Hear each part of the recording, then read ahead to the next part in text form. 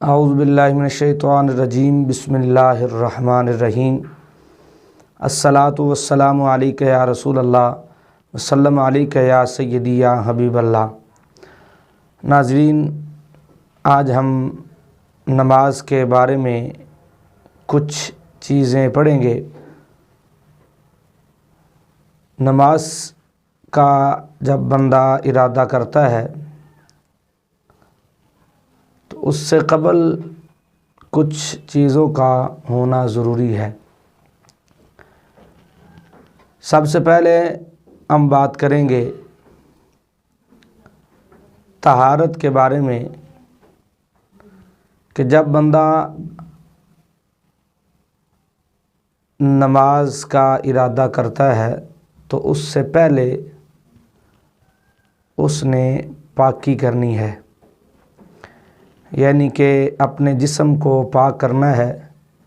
اگر اس پر غسل واجب ہے تو وہ غسل کرے، اگر غسل واجب نہیں ہے تو پھر وہ وضو کرے۔ اگر غسل واجب ہے پھر نماز پڑھے تو پھر وہ اس کی نماز نہیں ہوگی، گناہ گار بھی ہوگا۔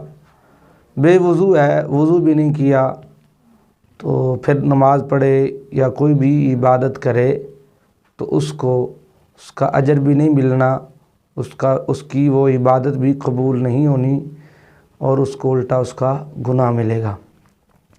تو حضرات، سب سے پہلے طہارت کیا ہے؟ یعنی اگر غسل واجب ہے تو غسل کا کیا طریقہ ہے؟ سب سے پہلے جو ہے غسل کے 3 فرائض ہیں۔ نمبر 1، کولی کرنا اگر روزہ ہے تو، اگر روزہ نہیں ہے تو پھر وہ غرغرارے کرے۔ دوسرا فرض ہے کہ اپنے ناک میں پانی ڈالے، اچھے طریقے سے ناک کو صاف کرے۔ اور تیسرا فرض ہے کہ پورے جسم میں پانی اس طرح بہائے، پورے جسم پر پانی اس طرح بہائے تاکہ ایک بال کے برابر بھی کوئی جگہ کا حصہ جو ہے وہ خشک نہ رہے، یعنی سارے کا سارا دھل جائے۔ یہ 3 فرائض جو ہیں یہ غسل کے ہیں۔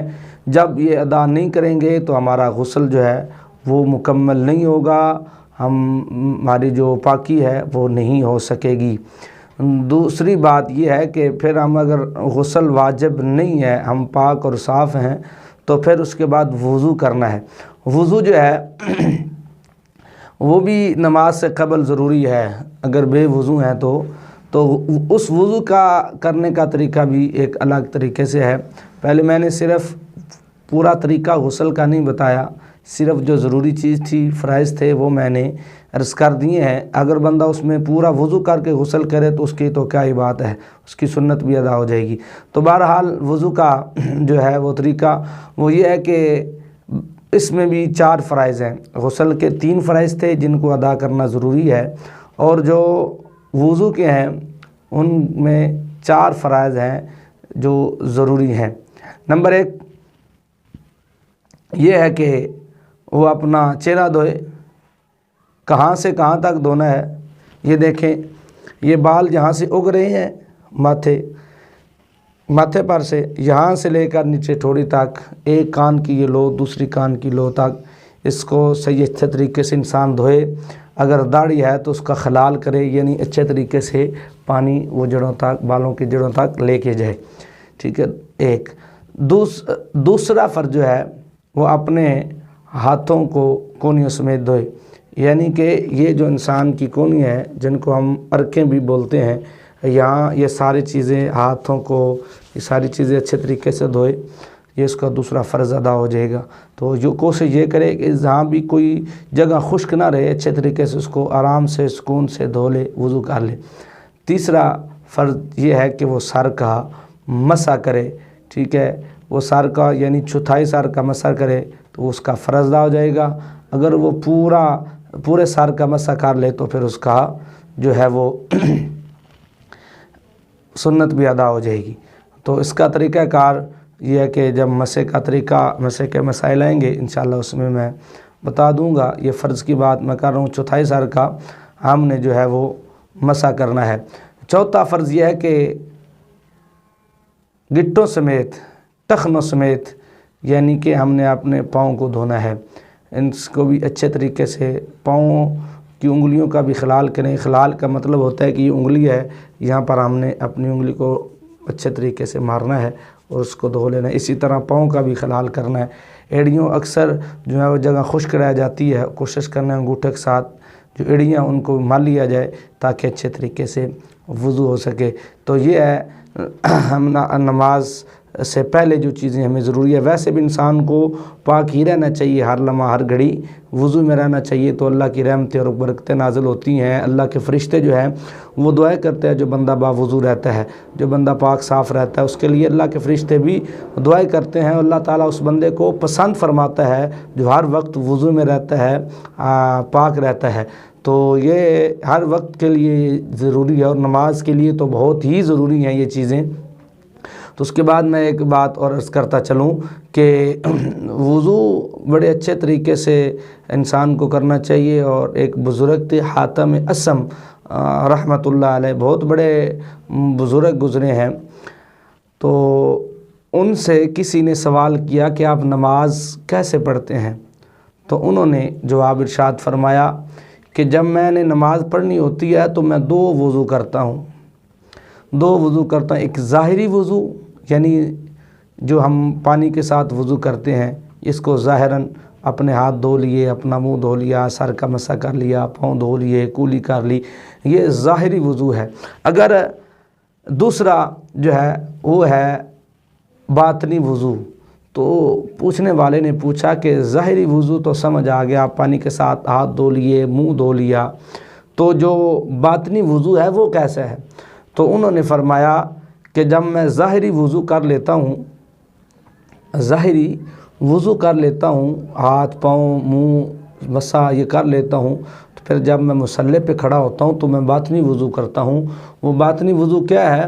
وہ فرماتے ہیں کہ باطنی وضو یہ ہے کہ جب میں اپنے رب کے سامنے کھڑا ہوتا ہوں تو میں اپنے دل کو پاک کرتا ہوں۔ وہ کیسے پاک کرتے ہیں کہ نماز شروع کرنے سے پہلے میں اپنے دل کو صاف اس طرح کرتا ہوں کہ اپنے رب سے توبہ کرتا ہوں، توبہ کر کے پھر نماز شروع کرتا ہوں۔